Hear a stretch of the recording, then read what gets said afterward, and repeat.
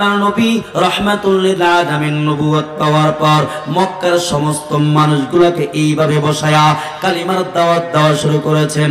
আল্লাহর নবী বলেন, ইয়া আইয়ুহান নাস কুলু লা ইলাহা ইল্লাল্লাহ তুফলিহুন। হে মানুষ, তোমরা বলো আল্লাহ ছাড়া কোনো মাবুদ নাই, আমি মুহাম্মদ তোমাদের নবী। এই কথা যদি মানতে পারো তাহলে দুনিয়া তো সফল কাম, আখিরাতে সফল কাম। আমার আপনার নবী যখন এইভাবে কালিমার দাওয়াত দেয়, মক্কার কিছু মানুষ আমার আপনার নবীর বিরুদ্ধে দাঁড়িয়ে গেছে। আমার আপনার নবীকে পাগল বলতে দ্বিধাবোধ করে নাই, আমার আপনার নবীকে জাদুঘর বলতে দ্বিধাবোধ করে নাই, আমার আপনার নবীকে ল্যাজ করা বলতে দ্বিধাবোধ করে নাই। আমার আপনার নবী করা কালিমার কথা বলে, কোরআনের কথা বলে, আমার আপনার নবীকে বলে পাগল। আমার আপনার নবীকে যখন পাগল বলে, নবী মনে মনে ব্যথা পায়। আমি মানুষকে কোরআনের কথা বলে আর মানুষ আমাকে বলে পাগল। আল্লাহ তাআলা সঙ্গে সঙ্গে এই আয়াত নাজিল করে দিয়ে বলেন, হে নবী, আপনি কিন্তু পাগল নয়, আপনি পেরেশানের কোনো কারণ নাই, আপনি কিন্তু পাগল নয়, বরং যারা আপনাকে পাগল বলে তারাই হলো পাগল। ঠিক কিনা বলে? হে নবী, আপনি কিন্তু পাগল নয়। ও নবী, আপনি চিন্তিত হওয়ার কোনো কারণ নাই, আপনি কিন্তু পাগল নয়। ও আমার হাবিব, যতদিন পর্যন্ত সূর্য থাকবে, যতদিন পর্যন্ত সাত আসমান থাকবে, যতদিন পর্যন্ত সাত জমিন থাকবে, পৃথিবীর প্রান্তে প্রান্তে আপনার নবীর প্রশংসা করা হবে। আর যারা আপনাকে গালি দেবে, মানুষ তাদের নাম নিবে, তো মানুষ তাদের জন্য লানত করতে থাকবে। ঠিক কিনা বলে? যেমন আমরা নবীর নাম নিলে বলি কি বলুন তো? জোর কর না, জোরে বলেন, জোরে বলেন, আরো জোরে বলেন, সাল্লাল্লাহু আলাইহি ওয়াসাল্লাম। অর্থাৎ আল্লাহর কাছে দোয়া করছে, আল্লাহ আমার নবীর উপর, আমার কলিজার টুকরা নবীর উপর যত রহমত আর যত শান্তি আছে তুমি বর্ষণ করে দাও। সুবহানাল্লাহ। আরে একবার দুরূদ শরীফ পড়েছি তো আমাদের লাভ হয়েছে তিনটা। কয়টা? জোরে বলেন, তিনটা। এক নম্বর, একবার দুরূদ শরীফ পড়েছি তো আমাদের 10টা গুনাহ মাফ হয়ে গেছে। দুই নাম্বার, আমরা একবার দুরূদ শরীফ পড়েছি তো আমাদের 10টা আমল নামায় 10টা সওয়াব লেখা হয়ে গেছে। একবার দুরূদ শরীফ পড়েছি তো আসমান থেকে আল্লাহ তাআলা 10টা রহমত নাজিল করে দিয়েছেন। তাহলে লাভ হয়েছে কয়টা? জোরে বলেন। নবীর কত দাম। আর আবু জাহেলের নাম নিলে তো খুব দোয়া করি, কথা কই না। আবু জাহেলের নাম নিলে খুব দোয়া করি, জান্নাতবাসী বানাইয়া দিও। কি কয়? লানাতুল্লাহ আলাইহি, আল্লাহর গজব ওইটার উপর। ঠিক কিনা বলেন? আরে এদের লাঞ্ছনা জিন্দেগি তো দুনিয়ার থেকে শুরু হয়ে যায়। কেমন করে? রাসূলের বাড়িটা আজও পর্যন্ত কত সুন্দর করে সংরক্ষিত অবস্থায় আছে বাইতুল্লাহর সামনে। কত মুহাব্বতের দৃষ্টিতে হাজী সাহেবরা তাকায়, সুবহানাল্লাহ। আর আবু জাহেলের বাড়িটাকে বাথরুম বানায় রাখছে। যে মানুষটা জীবনে একবার হলে যায় সেও চেষ্টা করে ওইখানে গিয়ে পায়খানা করবে, কথা কই না। আমার সাথে এক মুরব্বী গেছে গত কয়েকদিন আগে, আমার মুরব্বী মুফতি হেদায়েতুল্লাহ খান আজাদী সাহেব সহ একসাথে গেছি উমরাতে। তো একজন বুড়া ছিল, খুব চেষ্টা করছে আয় না, এরপরও চেষ্টা করছে ওইখানে একটু হাগু করার জন্য, করে আসছি। হ্যাঁ, এটা লাঞ্ছনা জিন্দেগি, দুনিয়া থেকে শুরু। কিন্তু আমার আপনার নবীর প্রশংসা তো সে মাইকেল হার্ট করেছে, খ্রিস্টানদের গুরু। সে তো ইংরেজিতে দা 100 নামে 100 মনীষীর নামে একটা বই লিখেছে। এটাতে পৃথিবীর যত বড় বড় বিজ্ঞানী, পৃথিবীর যত বড় ইঞ্জিনিয়ার, পৃথিবীর যত বড় বিজ্ঞানী, এমন পৃথিবীর যত বড় ডাক্তার, এমন 100 মনীষীর নাম নিয়ে আসছে, সবার উপরে আমার আপনার নবীর নামটা নিয়ে আসছে। চিৎকার করে বলেন সুবহানাল্লাহ, বলেন।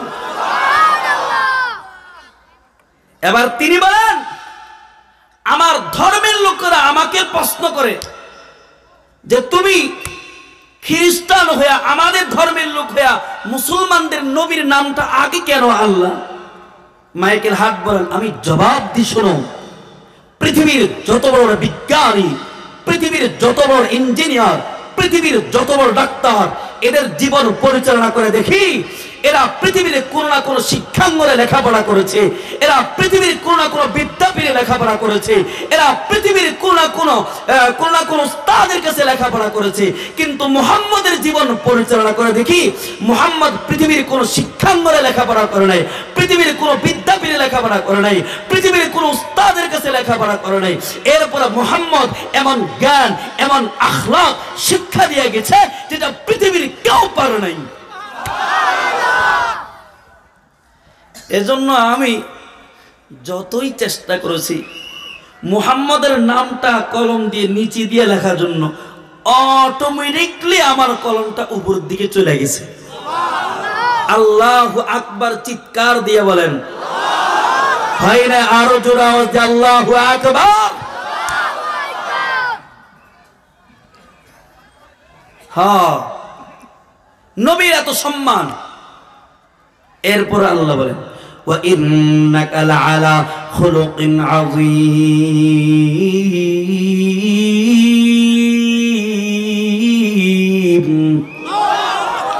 আরো জোরে বলেন আল্লাহু আকবার। ওয়া ইন্নাকা লাআলা খুলুকিন আযীম।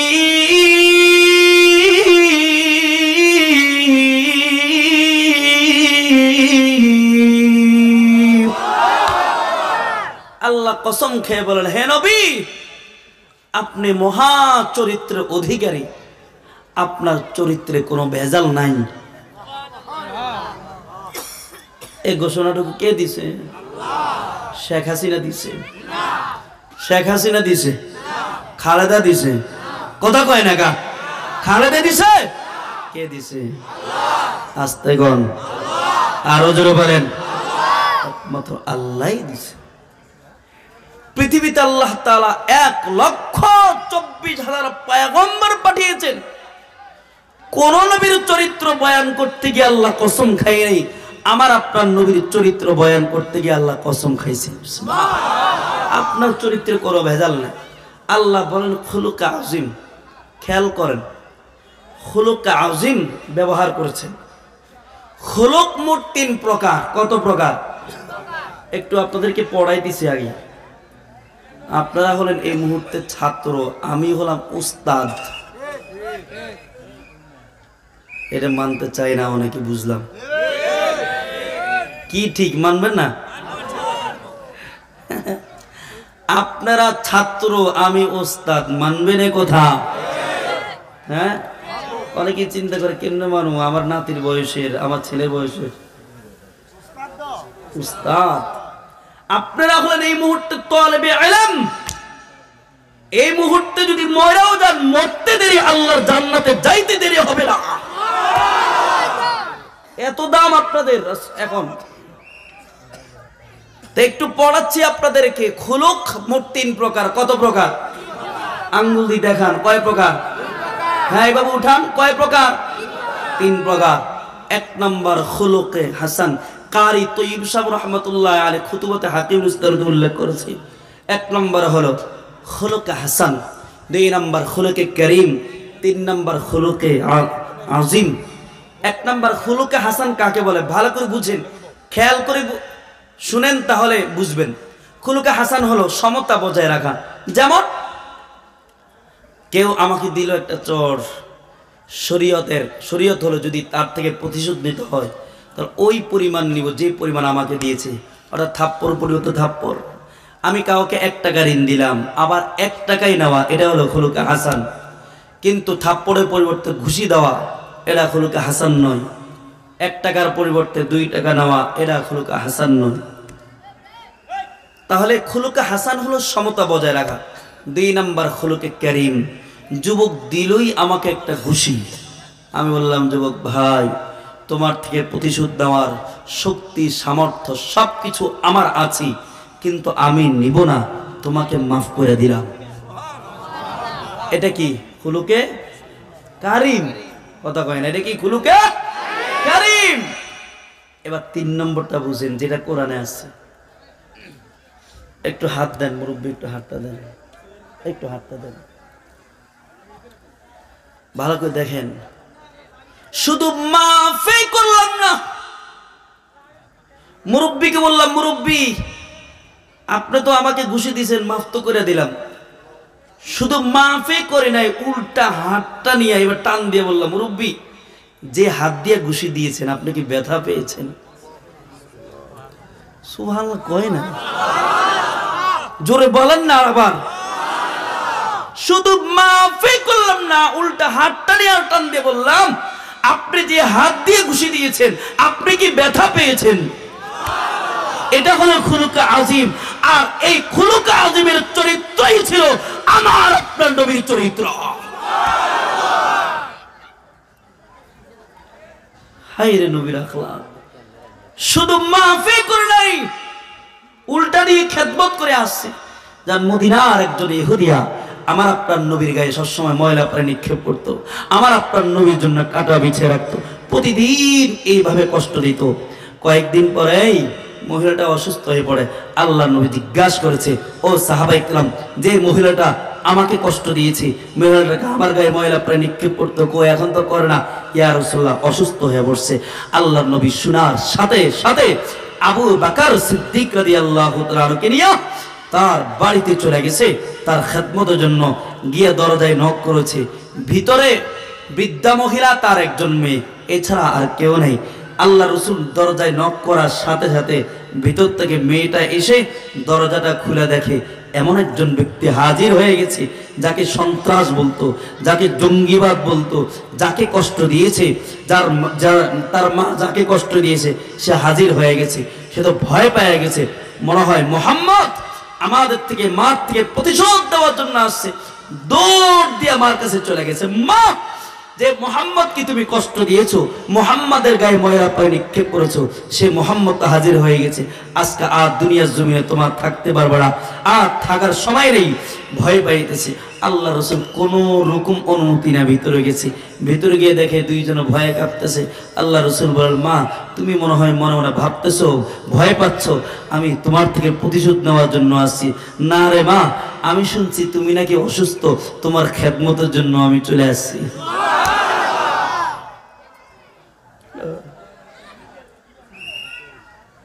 মহিলাটা চিৎকার দিয়ে চোখের পানি ছেড়ে দিয়ে কান্না করে বলে, ও মুহাম্মদ, আজকে 1 সপ্তাহ পর্যন্ত আমি অসুস্থ, কোন রক্তের আত্মীয় পর্যন্ত 1 সেকেন্ডের জন্য আমাকে দেখতে আসে নাই, কোন পাড়া প্রতিবেশী আমাকে দেখতে আসে নাই, আমার খাওয়া নাই দাওয়া নাই, কিছু নাই। তোমাকে আমি এত কষ্ট দিয়েছি, তোমার গায়ে ময়লা পানি নিক্ষেপ করেছি, এরপর তুমি আমাকে দেখার জন্য চলে আসছো, তার মানে তুমি সত্যিকারী নবী, তোমার নবুয়তের ভিতরে কোনো সন্দেহ নাই। এখনই তুমি আমাকে কালিমা পড়া মুসলমান বানিয়ে দাও।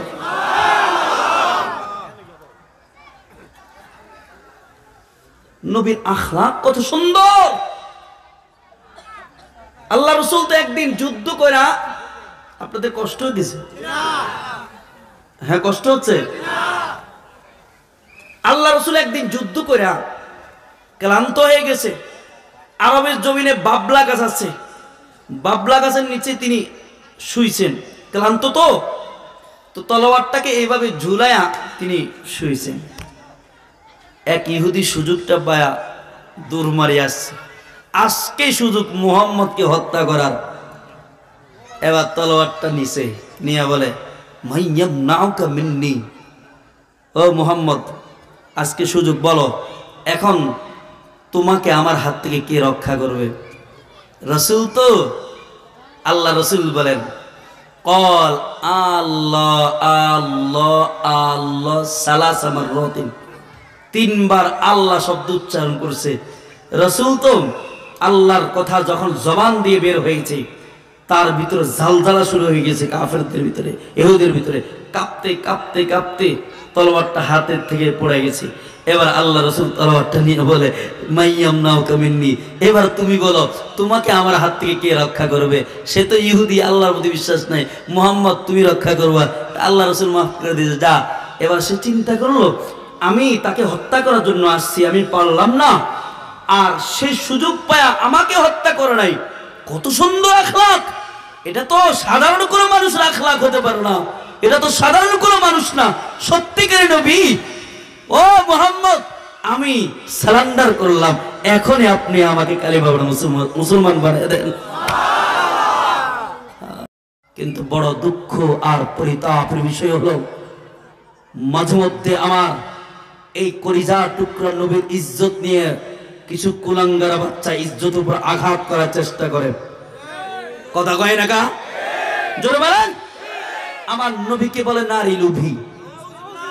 নাউজুবিল্লাহ, আস্তে কোন, আরো জোরে বলেন। আমার নবীকে বলে নারী লোভী, আমার নবীকে বলে সন্ত্রাস, আমার নবীকে বলে পাগল, আমার নবীকে বলে দুনিয়া লোভী।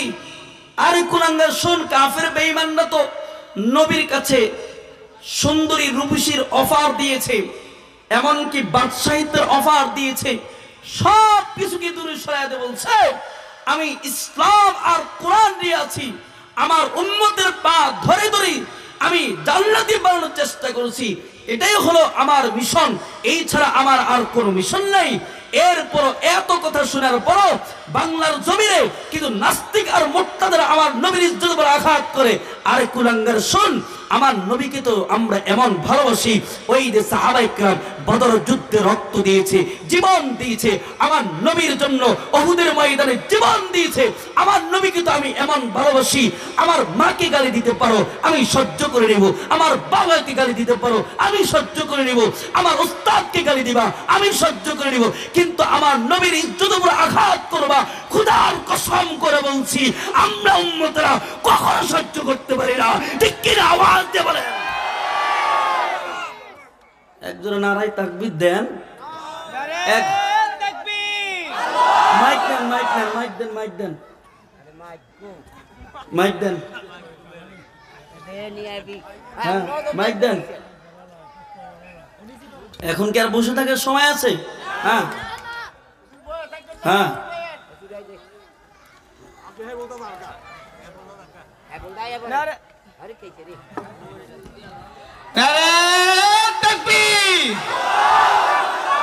নবী দুশ্মন, দুশ্মন না, নবী দুশ্মন রাস্তা নাই। বাস বসে বসে বসে। আপনারা কি ভয় পাইতেছেন? একটু আগে বলা হয়েছে।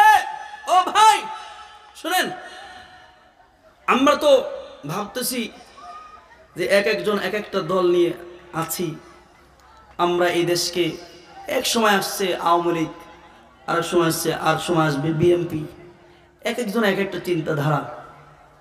কেন এই বাংলাদেশে ৯২% মুসলমান, এই দেশে যদি আজকে এই দেশটা যদি ইসলাম অনুযায়ী চলতো, কোরআন অনুযায়ী চলতো, তাহলে দেখা যায় বিধান হতো যেটা আল্লাহর বিধান। কোন কুলাঙ্গার যদি নবীর বিরুদ্ধে কথা বলে, নবীকে গালি দেয়, তার একটাই সেটা শাস্তি, যেটা হলো তাকে কতল করে দেওয়া। কথা বলে না কেন? কতল করে দেওয়া, এটা হলো তার বিধান। এখন যদি আমাদের দেশে ওলামায়ে কেরাম যদি আসে, তাহলে ওইভাবে দেশটাকে সাজাবে, তাহলে মানুষ নিরাপদে থাকবে, মানুষ শান্তিতে থাকবে। না হলে কিন্তু যেই সেই ওয়াইনা আইনুদ্দিন আল আজাদ রহমতুল্লাহ আলাইহি বলে গেছে, দুই দলের একই বিষ। কথা কয় না? দুই দলের কিন্তু একই বিষ, হ্যাঁ, কোনো পার্থক্য নাই। বড় আফসোস আর পরিতাপের বিষয়, আজকে যদি ৯২% মুসলমান আমরা যদি একসাথে থাকতাম, এক প্ল্যাটফর্মে থাকতাম, তাহলে সেই চট্টগ্রামে আমার এক মুসলমান ভাইকে ইসকনের লাল কুত্তা বাহিনীগুলো ওই হায়নাদাররা আমার ভাইকে রাস্তায় শোয়া এইভাবে জবাই করে দিয়েছে। আমরা যদি একসাথে থাকতাম, এটা যদি ইসলাম কোরআন অনুযায়ী এই দেশটা চলতো, তাহলে এই কুলাঙ্গারা কখনো সাহস পেত না, আমার মুসলমানের রক্ত নিয়ে তারা হোলি খেলাইতে পারতো না। ঠিক কিনা বলেন? এরা সেই সাহস পেত না, কিন্তু সাহস পাচ্ছে। কারণ কি? আমরা তো এক নাই, আমরা তো এক নাই। এক হলে তো আর এরাই সাহস পাইতো না। এখন আগের দীর্ঘ 16 বছর যারা মানুষের উপর জুলুম নির্যাতন করেছে, আলেমদের হাতে হ্যান্ডকাপ লাগাইছে, পায়ে বেড়ে লাগাইছে, এরা এখন হিন্দু সাইদা দেশে একটা অস্থিতিশীল পরিবেশ সৃষ্টি করার জন্য তারা হিন্দু সাজছে। মনে রাখবা, এ কথা মনে রাখবেন, এখনো কিন্তু দেশ স্বাধীন হয় নাই, দেশ স্বাধীন এখনো হয় নাই। 5 আগস্টের পরে বিভিন্ন জায়গায় বিভিন্ন চক্রান্ত চলছে শুধু, এমনকি সেই আমেরিকার কাছে আমাদেরকে খারাপ বানানোর জন্য এইভাবে উত্থাপন করছে। আমি বলে দিই, শুনো, প্রয়োজনে যেমন বদরের যুদ্ধে রক্ত দিয়েছি, যেমন ওহুদের যুদ্ধে রক্ত দিয়েছি, 5 আগস্ট রক্ত দিয়েছি, প্রয়োজন হলে আমার ছাত্র ভাইয়েরা ওলামায়ে কেরাম আবার রক্ত দিব। চিৎকার করবেন ঠিক কিনা?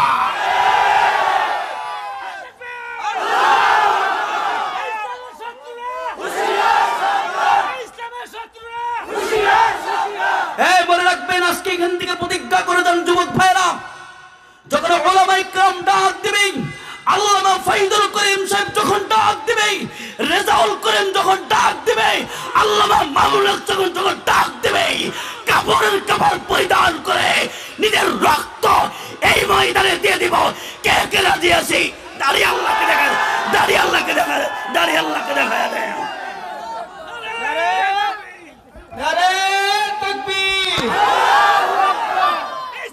ইসলামের শত্রুরা নাস্তিকদের দুই গেলে বসেন, আলহামদুলিল্লাহ বলে বসে যান। ভয় পেতেছেন? পালা রে পালা, জলদি পালা, নাইলে তোদের গালে ঝুলবে তালা। ঠিক কিনা?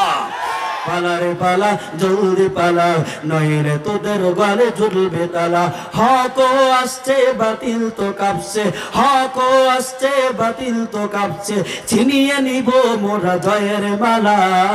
পালা রে পালা, জলদি পালা, নইলে তোদের গালে ঝুলবে তালা। ঠিক কিনা? ইতিহাস থেকে যারা শিক্ষা নেয় না, ওদের কপালে জুতার পিটা। ঠিক কিনা?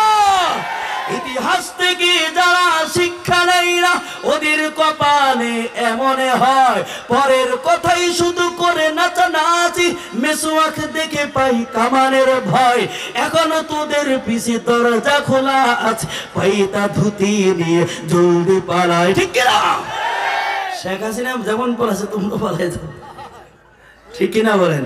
ইতিহাস থেকে যারা শিক্ষা নেয় না, ওদের কপালে এমন হয়, পরের কথাই শুধু করে নাচানাচি, মেসওয়াক দেখে পাই কামানের ভয়।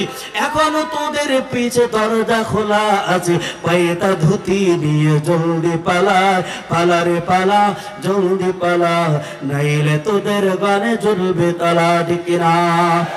ভয় পাইতেছি? ভয় বাবা কাকে? হাতটা 2 হাত উঁচু করে দিয়ে বলেন, ভয় বাবা কাকে? এমন জোরে চিৎকার দিবি।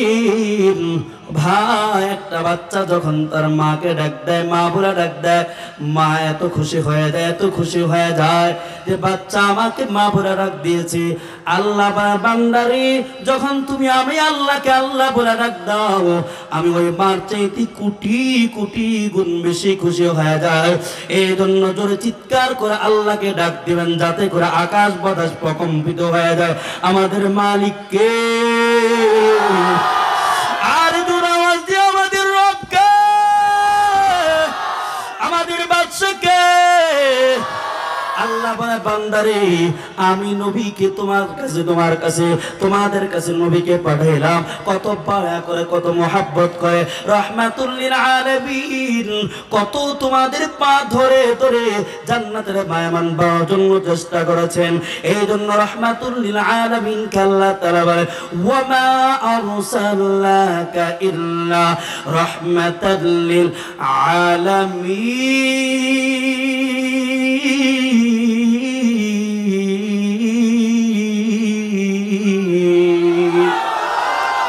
আল্লাহ বলে হে নবী আমার আমি আল্লাহ আপনাকে রহমত স্বরূপ পাঠাইলাম আমি আল্লাহ আপনি হলেন রহমতওয়ালা আপনি যেমন রহমতওয়ালা আপনি তেমন বরকতওয়ালা এরে ভাই আমার আপনার নবী কেমন বরকতওয়ালা হযরত আমিনা বলেন যখন আমি মুহাম্মদকে নিয়ে ওই জমজমের কূপের পানির কাছে যেতাম জমজমের কূপের পানি তো অনেক নিচে ছিল অনেক নিচে মানুষ যখন জমজমের কূপের পানি উঠানো লাগতো তখন রশি দিয়া বালতিকে বেঁধে এইভাবে পানি উঠানো লাগতো কিন্তু আমি মুহাম্মদকে পেটে ধারণ করে যখন ওই জমজমের কূপের কাছে যেতাম তখন রশি দিয়া বালতি বেঁধে আমাকে আমার পানি উঠানো লাগতো না অটোমেটিকলি মুহাম্মদের বরকতে পানি উপরের দিকে চলে আসতো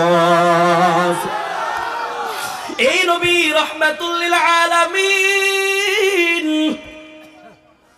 কত বরকতওয়ালা আমার আপনার নবী কত সুন্দর এই ভাই নবীর আখলাক দেখে যেমন কাফির বেঈমানরা মুসলমান হতো নবীর চেহারা দেখে সাহাবায়ে কেরাম কাফের বেঈমান না মুসলমান হতো নবীর চেহারা তো কত সুন্দর কত সুন্দর কত সুন্দর সাহাবায়ে কেরাম বলতেন আমরা তো নবীর চেহারার দিকে তাকাইলে খাওয়া দাওয়া দুনিয়ার সব কিছুর কথা ভুলে যেতাম এক সাহাবী বলেন যখন আমরা এক সপ্তাহ ক্ষুধা থাকতাম আমাদের পেটে কোনো কিছু না যাইত কিন্তু নবীর চেহারার দিকে তাকাইলে এক সপ্তাহের ক্ষুধা মিটে যাইত সুবহানাল্লাহ এই ভাই নবী কত সুন্দর কত সুন্দর এখন ঠান্ডা লাগবে আগে নিয়ে আসতাম নবীর চেহারা কত সুন্দর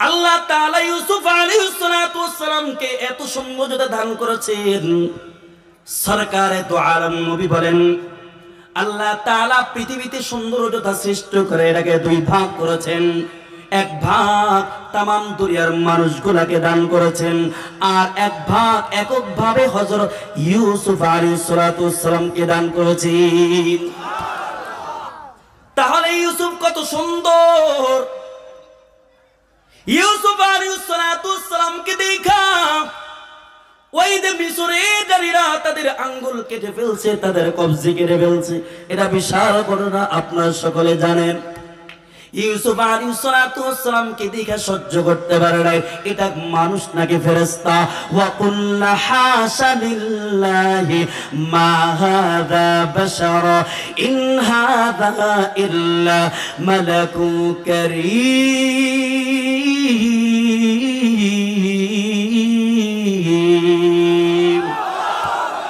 মিশরের নারীদের দেখে বলে এটা কি মানুষ নাকি ফেরেশতা মানুষ তো এত সুন্দর হতে পারে না এটা মনে হয় আল্লাহর পক্ষ থেকে ফেরেশতা সুবহানাল্লাহ কয় না এটা আল্লাহর পক্ষ থেকে ফেরেশতা যখন কমিউনিটি সেন্টারে বিশাল বড় জুলাইখা আয়োজন করেছে যে আমি ইউসুফের প্রতি ইউসুফকে দেখা পাগল হয়ে গেছি ইউসুফের প্রেমে পড়ে গেছি নারীরা আমাকে গালি দেয় দেখি একটু নারীদেরকে দেখায় নারীরা কি করে যখন কমিউনিটি সেন্টারে মিশরে উল্লেখযোগ্য সুন্দরী রূপসী নারীদেরকে একসাথ করেছে সবাই একসাথ হওয়ার পর এবার ইউসুফ আলাইহিস সালাতু ওয়াস সালামকে কমিউনিটি সেন্টারের ভিতরে ঢুকায়া একটা রুমের ভিতরে রাখা বলে ইউসুফ যখন তোমাকে বের হতে বলবো তখন বের হইবা এর আগে বের হবে না এবার সবার সামনে যখন ফল ফ্রুট হার রকমের ফল লাগছে সবার হাতে হাতে একটা ছুরি দিয়েছে এবার ছুরি দিয়ে যখন ফল কাটবে এবার ইউসুফ আলাইহিস সালাতু ওয়াস সালামকে বলা হয় ইউসুফ এবার তখন তুমি বের হও ইউসুফ আলাইহিস সালাতু ওয়াস সালাম বের হওয়ার সাথে সাথে প্রত্যেক নারীরা তার দিকে এমন ভাবে তাকায় আছে তারা ফল কাটার পরিবর্তে কেউ আঙ্গুল কাটতেছে কেউ কবজি কাটছে কেউ বাহু কাটছে কেউ সিনা কাটতেছে আর এইদিকে জুলাইখা মিটি মিটি হাসে আর বলে, ও মিশরের নারীরা, আজকে তোমাদের এমন কি হলো? ইউসুফকে দেখে তোমরা আঙ্গুল কেটে ফেলছো, তোমরা হাত কেটে ফেলছো। আমি তো কখনো হাত কাটি নাই, আঙ্গুল কাটি নাই। আল্লাহ, ইউসুফ তো সারাদিন আমার কাছে থাকে, আমি তো সব সময় নিজেকে নিয়ন্ত্রণ রাখি। আজকে তোমরা ইউসুফকে দেখা, এক নজর দেখা নিজেকে নিয়ন্ত্রণ রাখতে পারো না। এবার তোমরা বলো, আমি জুলাইখা লজ্জিত হব নাকি তোমরা লজ্জিত হওয়া উচিত? লা জবাব, কোনো জবাব নাই, নিরুত্তর হয়ে গেছে। লজ্জায় সকলে মাথা অবনত, মাথা নত করে রাখছে। এই জন্য তো ইউসুফকে দেখা তার আঙ্গুল কেটে ফেলছে। আমার আপনার নবী কত সুন্দর, কত সুন্দর। আম্মা জান আয়েশা সিদ্দিকা রাদিয়াল্লাহু তাআলা আনহা ডাক দিয়া বলে, জুলাইখাকে উদ্দেশ্য করে বলে, যদি জুলাইখা ছিল না, জুলাইখাকে উদ্দেশ্য করে বলে, জুলাইখা শোনো, তোমরা ইউসুফকে দেখা আঙ্গুল কেটে ফেলছো, তোমাদের হাত কেটে ফেলছো। আর যদি আমার মাসুক প্রেমিককে দেখতা, তোমাদের আঙ্গুল না, তোমাদের হাত না, তোমাদের কলিজা পর্যন্ত কেটে ফেলতা, তোমরা কেউ টের পাইতা না। লানা শামসুন ওয়ালিল আফাকি শামসুন ওয়া শামসি খায়রুম মিন শামসিস সামাই ফাইন্নাশ শামসা তাতলু বাদা ফাজরিন ওয়া শামসি তাতলু বাদাল ইশাই। আম্মা আয়েশা বলেন, এরে ভাই, ও দুনিয়ার মানুষ, তোমাদের একটা সূর্য আছে, আমার একটা সূর্য আছে। তোমাদের সূর্য থেকে আমার সূর্যটা উত্তম। তোমাদের সূর্যটা প্রতিদিন এশার পর উদিত হয়, আর আমার সূর্যটা প্রতিদিন ফজরের পর উদিত হয়, আর আমার সূর্যটা প্রতিদিন এশার পর উদিত হয়। সুবহান। আম্মা আয়েশা সিদ্দিকা বলেন, একদিন তো রাতের বেলা এমন হয়েছে, আমি বসে বসে সেলাই করছি, হঠাৎ করে বাতাসের কারণে বাতি বন্ধ হয়ে গেছে, আমার হাত থেকে সুইটা নিচে পড়ে গেছে, আমি সুই পাচ্ছি না। এমন মুহূর্তে অন্ধকারের ভিতরে আমার মায়ার নবী আমার ঘরে প্রবেশ করেছে। ঘরটা এত পরিমাণ আলোকিত হয়েছে, ওই আলোতে আমি হাত দিয়ে এইভাবে সুইটা উঠাই। হযরত জাবির রাদিয়াল্লাহু তাআলা একদিন বলেন, আমি একদিন রাতের বেলায় চাঁদের 14 তারিখের মধ্যরাত, চাঁদ তার পূর্ণ আলো নিয়ে আকাশের বুকে উদ্ভাসিত। হযরত জাবির বলেন, আমি রাসূলের সাথে দেখা করার জন্য যাচ্ছি, হঠাৎ করে দেখি রাসূলের সামনের দিক থেকে আসতেছি। রাসূল এত সুন্দর, আমি একবার রাসূলের চেহারার দিকে তাকাই, আবার চাঁদের আলোর দিকে তাকাই, একবার চাঁদের আলোর দিকে তাকাই, আবার নবীর চেহারার দিকে তাকাই, একবার নবীর চেহারার দিকে তাকাই, আবার চাঁদের আলোর দিকে তাকাই। আমি চিন্তা করে, চাঁদ সুন্দর নাকি আমার নবীর চেহারা সুন্দর, নবীর চেহারা সুন্দর নাকি চাঁদের আলো সুন্দর। কিছুক্ষণ পরে চাঁদকে ডাক দিয়ে বলে, এরে চাঁদ, তোমার গায়ে কালো দাগ আছে, কিন্তু আমার নবীর চেহারা কোনো দাগ নাই। चाँद से तजबी देना ये कहा इंसाफ है, चाँद पर ही छाए मदनी का चेहरा साफ है। वो मेरा नबी मेरा नबी मेरा नबी है, वो मेरा नबी मेरा नबी मेरा नबी है। बोलन ना, वो मेरा नबी मेरा नबी मेरा नबी है, वो मेरा नबी मेरा नबी मेरा नबी है। वो जिसके लिए महफिल कौनैन सजी है, फिरदौस से बरी जिसके वसीले से मिली है। वो हाशिमी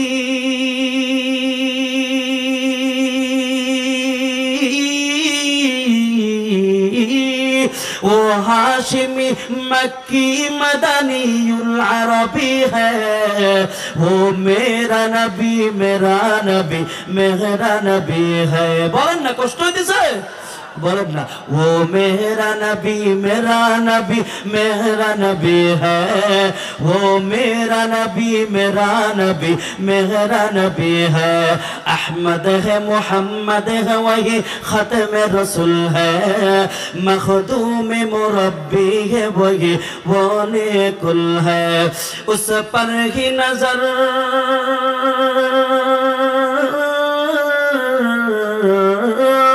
उस पर ही नजर सारे जमाने के लगी है वो मेरा नबी मेरा नबी है वो मेरा नबी है अल्लाह का फरमान अलम नशरह लक सदरक मंसूब है जी से वरफअना लक ज़िक्रक अल्लाहु अकबर अल्लाह का फरमान अलम नशरह लक सदरक मंसूब है जिसे वरफअना लक ज़िक्रक जिसे ज़ाती का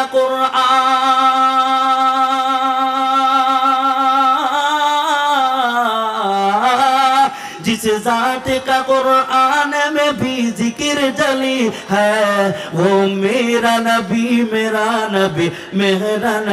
है वो मेरा नबी है अल्लाहु अकबर आरो जोर चित्कार दिए बोलें अल्लाहु अकबर अल्लाह बोलें है नबी वरफअना लक ज़िक्रक কিয়ামত পর্যন্ত আমি আল্লাহ আপনার আলোচনা রাখবই আপনার আলোচনা করতেই থাকবে সুবহানাল্লাহ এমন নবীর জন্য সাহাবা কেমন পাগল ভাই এবার ভালো করে মনোযোগ দিয়ে দিল লাগায় শুনেন নবীর জন্য কেমন পাগল ওই দাম্মাদার আয়েশা সিদ্দিকা বললেন ও মিসরের নারীরা তোমরা নবীকে দেখলেই তোমরা কলিজা পর্যন্ত দিয়ে দিতা সাহাবায়ে কেরাম তো কলিজা পর্যন্ত দিয়ে দিয়েছে কেমন করে দিয়েছে রে ভাই উহুদের যুদ্ধে সাহাবায়ে কেরাম কি পরিমাণ মার খেয়েছে একটা ভুল এই কি হইছে খেলনা পাইছো এটা মিয়া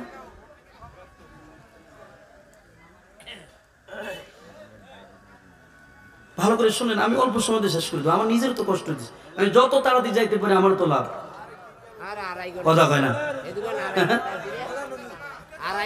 আড়াই ঘন্টা বহুত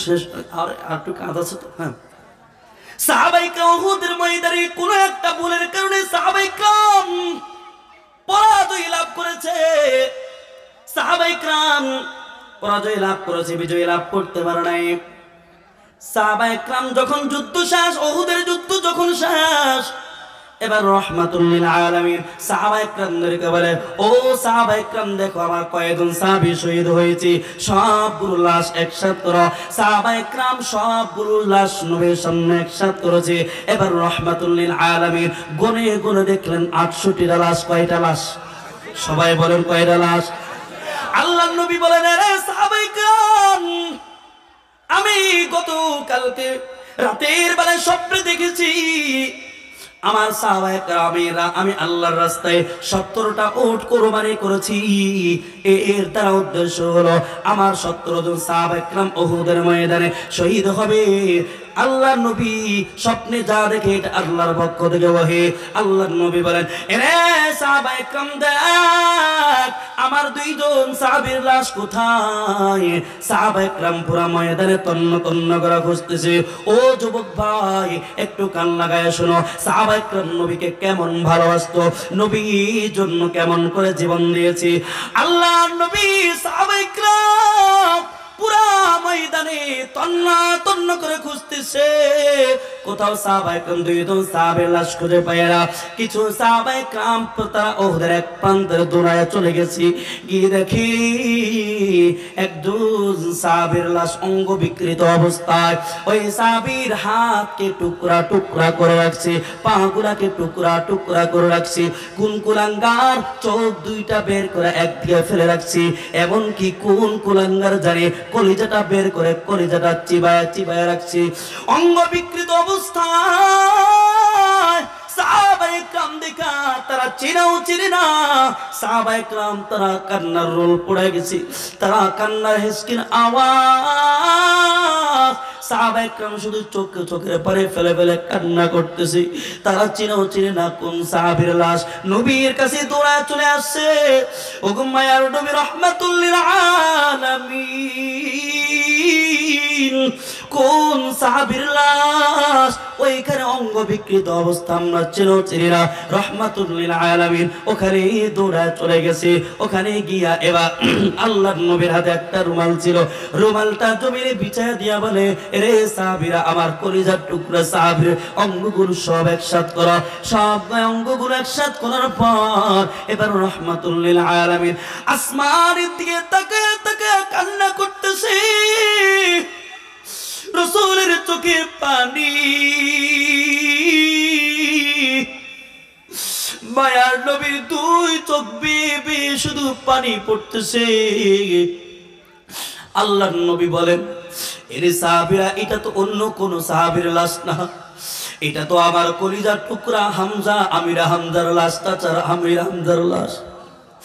এই চাচার সাথে ছোটবেলা থেকে একসাথে চলাফেরা করে আমার বন্ধু হিসাবে, আজকে কোন কুলাঙ্গার আমার চাচা কেমন টুকরা টুকরা করে রাখলো রে।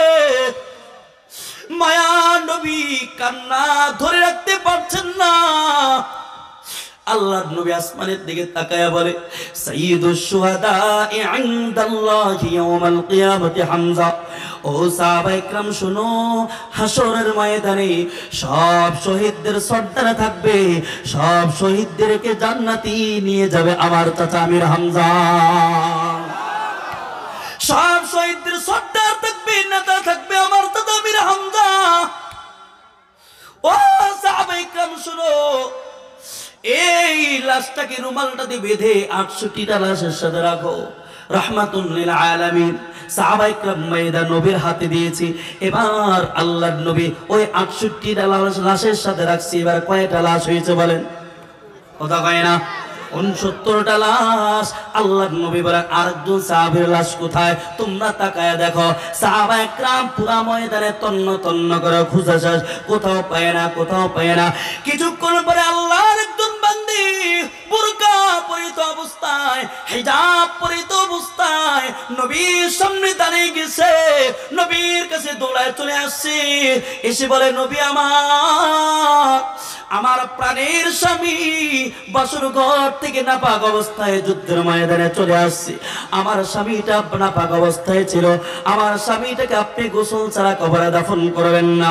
আল্লাহর নবী বলেন, মারে তুমি কি তোমার পরিচয়টা একটু দাও না? বলেন, রাহমাতুল লিল আলামিন, গতকালকে আপনি একজন সাহাবীর বিবাহ পড়াইছেন। আল্লাহর নবী বলেন, হ্যাঁ, গতকালকে আমি বিকাল বেলায় হানজালার বিবাহ পড়াইছি। এমনকি আমি রাসূল নিজ হাতে খেজুর ছিটাইলাম। মহিলাটা ডাক দেয়া বলে, নবী আমার, এই যে আমার হাতের মেহেদি এখনো শুকায় নাই, গতকালকে বিকেল বেলায় আপনি হানজালা বিবাহ পড়াইছেন। আমরা স্বামী স্ত্রী বড় আনন্দের সাথে রাত যাপন করে বাসর ঘরটা কাটাই। জীবনে আমার স্বামীর সাথে একবার দেখা হয়, আমার স্বামীর সাথে জীবনে কোনোদিন দেখা হয় নাই। এই বাসর ঘর একবার দেখা হয়েছি। আনন্দের সাথে রাতটা যখন রাত যাপন করে, রাতটা যখন কাটায়, শেষ সাথে যখন আমার স্বামীর গোসল ফরজ হয়, হানজালা গোসল ফরজ হয়, আমি বালতি করে পানির ব্যবস্থা করে আমার স্বামীর সামনে দিলাম। আমার স্বামীকে বললাম, স্বামী আমার, এই যে পানির ব্যবস্থা করে দিলাম, আপনি গোসল করেন। আমার স্বামী যখন শরীরে পানি ঢালবে, হঠাৎ করে কে জানি আওয়াজ দেয় ঘরের পারস্য থেকে, কদ কুতিলা মুহাম্মদ, আপনি মায়ার নবী নাকি দুনিয়ার জমিনে?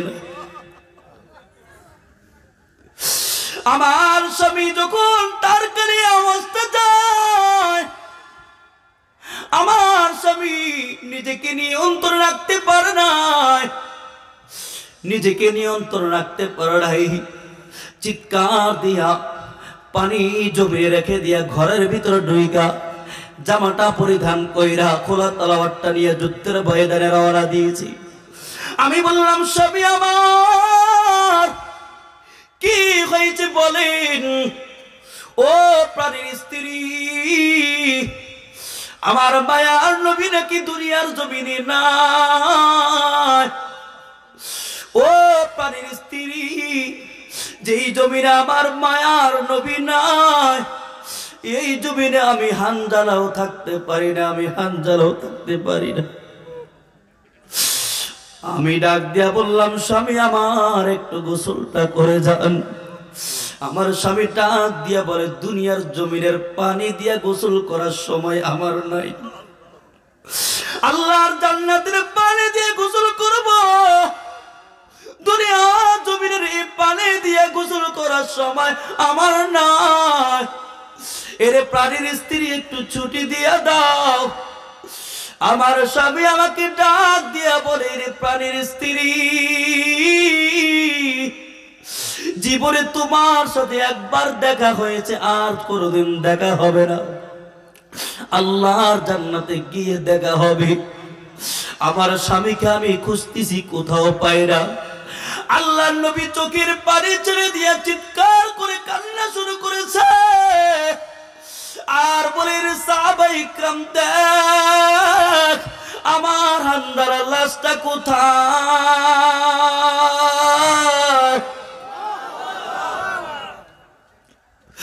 এইদিকে নবীও কান্না করতেছে, সাহাবায়ে ইকরাম কান্নার আওয়াজ। সাহাবায়ে ইকরাম কোথাও হানজালার লাশটা খুঁজে পায় না। কিছুক্ষণ পর রাহমাতুল লিল আলামিন আসমানের দিকে তাকায় দেখে হানজালাকে কত সুন্দর করে কাটিয়াত করে সাদা কাপড় পরিধান করিয়া আসমান থেকে আনতেছি, তার লাশ থেকে টপ টপ করে পানি পড়তেছে। মায়ার সময় মায়ার নবীর সামনে লাশটা আনা হয়। এবার রাহমাতুল লিল আলামিন তার চেহারার দিকে তাকায় দেখি, কেমন জানি তার চেহারা থেকে জান্নাতের নূর এইভাবে ঝলকাইতেছে। আল্লাহু আকবার। কিছুক্ষণ পরে জিবরিল আমিন আইসা হাজির। জিবরিল আমিন এসে বলে, রাহমাতুল লিল আলামিন, আপনার হানজালা আপনার জন্য জীবন দিয়েছে, ইসলামের জন্য জীবন দিয়েছে। হানজালা বাসর ঘর থেকে দৌড়ায় চলে আসছে, আপনি মায়ার নবী নাকি দুনিয়ার জমিনে নাই। হানজালা নাপাক অবস্থায় উহুদের ময়দানে চলে আসছে, উহুদের ময়দানে আপনার জন্য জীবন দিয়েছে, শহীদ হয়েছে। এটা আসমানের মালিক আল্লাহর কাছে এত পছন্দের হয়ে গেছে, আল্লাহ তাআলা তৃতীয় আসমানে ফেরেশতাদেরকে বলে, এ ফেরেশতারা আয় আয়, আমার হানজালাকে তৃতীয় আসমানে এনে দুনিয়ার জমিনে পানি দিয়ে গোসল দিবা। আমার হানজালাকে তৃতীয় আসমানে এনে জান্নাতের পানি দিয়ে গোসল দিয়া আমার হাবিবের কাছে পেশ করো। এই জন্য আপনার এই হানজালাকে আসমানে নিয়ে গেলাম। ও রাহমাতুল লিল আলামিন, আপনার হানজালা আল্লাহর কাছে দামি হয়েছে। এই জন্য গোলাপের তরের আকার যুবক ভাইদেরকে বলি, আর কতকাল দুনিয়ার পিছনে পয়দা আমার নবীর পিছনে আমার নবীকে কষ্ট দিবা, আল্লাহকে কষ্ট দিবা, আর কতকাল আল্লাহকে অসন্তুষ্ট করবা, আর কতকাল নবীকে অসন্তুষ্ট করবা। একটু মেহেরবানি করে নামাজের দিকে আসো। এর যুবক ভাই পায়ে হাত রেখে বলি, আমার আল্লাহ কত কত মায়া করি, নবীও কত মায়া করেছেন। নবী মৃত্যু পর্যন্ত চোখের পানি ছেড়ে ছেড়ে কান্না করেছেন আর বলছেন, আমার উম্মতকে বাঁচাও, আমার উম্মতকে বাঁচাও।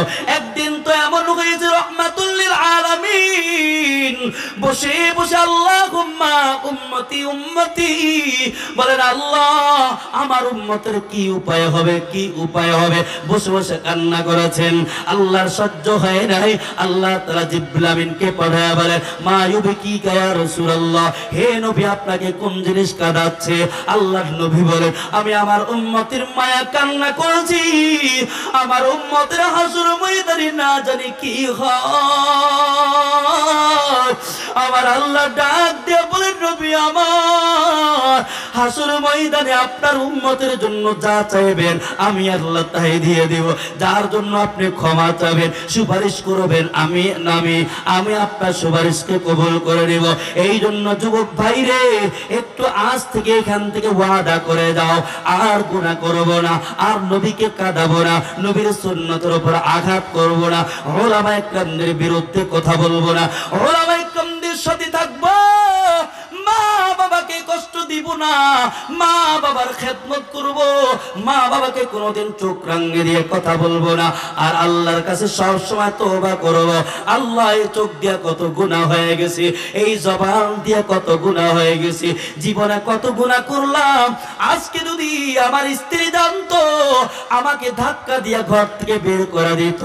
আমার সন্তানাদি যদি জানতো, আমার সন্তানাদি আমাকে বাবা বলে স্বীকার করতো না। কিন্তু দয়ার মালিক, তুমি সব গুনাহ সম্পর্কে জানো, জানার পর আমাকে কোনদিন দূরে সরায় দাও না। এরে যুবক ভাই, একটু চিন্তা করো, দুনিয়ার পুলিশ অফিসার, পুলিশ প্রশাসন অপরাধীকে খুঁজে তাকে রিমান্ডে দেওয়ার জন্য, তাকে জেলে ঢোকানোর জন্য, কিন্তু আমার আল্লাহ নাফরমানকে খুঁজে খুঁজে বের করে শুধু তাকে মাফ করা, জান্নাতের মেহমান বানানোর জন্য। এই জন্য আজকে আল্লাহর কাছে বলি, আল্লাহ, আমার মতো অপরাধী আর কেউ নাই, আমার মতো নাফরমানের কেউ নাই, কেউ নাই। আয় আল্লাহ, এই গুনাহ নিয়ে যদি কবরে যায়, ওই কবরে মাটির দুই দিক থেকে এমন জোরে চাপ, এক পাজর হাড্ডি আর এক পাজরে ঢুকে যাবে, ওই জাহান্নামের আগুন আমাকে গ্রাস করবে। এমন ফেরেশতারা আমাকে মারতে থাকবে, যেই ফেরেশতার কোনো মায়া নাই, কোনো দয়া নাই। এরে যুবক ভাই, আমি চিৎকার করে করে কান্না করব, কিন্তু আমার চিৎকার আওয়াজ কেউ শুনবে না, কেউ শুনবে না। কি যে উপায় হবে আমার কবরে,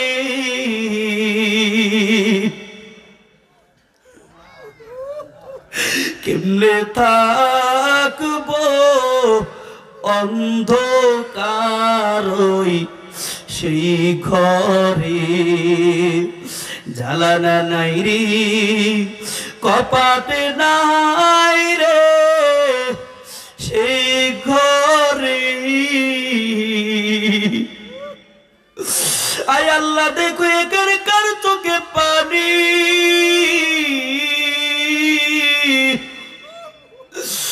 আজকে মা বাবা কবরে চলে গেছে, জানি না কার মার কবর ধাও ধাও করে আগুন জ্বলতেছে। এখানে দেখি কার জানি মা না, একটু হাতটা উঠা, কার জানি বাবা না, একটু হাতটা উঠা। ও যুবক ভাই, একটু তাকায় দেখো, মা হারা বাবা হারা সন্তান গুলো চোখে পানি।